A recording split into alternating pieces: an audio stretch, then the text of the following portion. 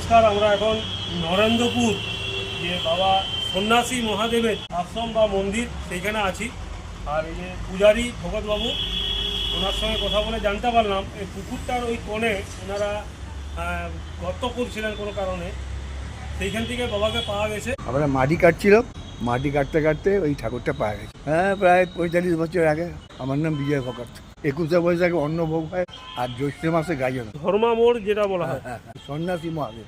সন্ন্যাসী মহাদেব মানে কোনো একজন সাপরিয়া এইখান থেকে একটা সাপকে নিয়ে যাচ্ছিল আর কি, খারাপ উদ্দেশ্য নিয়ে। তাকে ওই বিষটা বা তাকে বিক্রি করে কিছু অর্থ উপার্জন করার জন্যে তাকে বাবা স্বপ্ন দিয়েছিলেন এবং তাকে আদেশ দেয় যে তুই সাপটা যেখান থেকে পেয়েছিস সেইখানে ছেড়ে দেওয়া। সে কথা শুনেনি, পরের দিন মারা গেছে।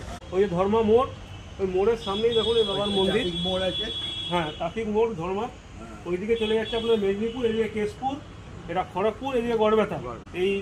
এইখানে এলে আপনারা দর্শন করতে পারবেন। এইখানে আবার দেখতে পাচ্ছেন মায়ও বিরাজমান।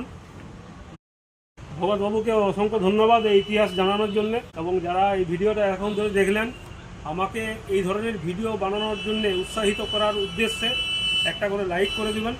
এই লাইক করলে কি বলুন তো, ভিডিও বানানোর উৎসাহ পায়। আর কমেন্ট বক্সে আপনাদের গুরুত্বপূর্ণ মতামত জানাবেন।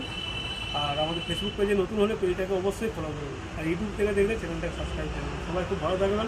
Thanks for watching. বাই।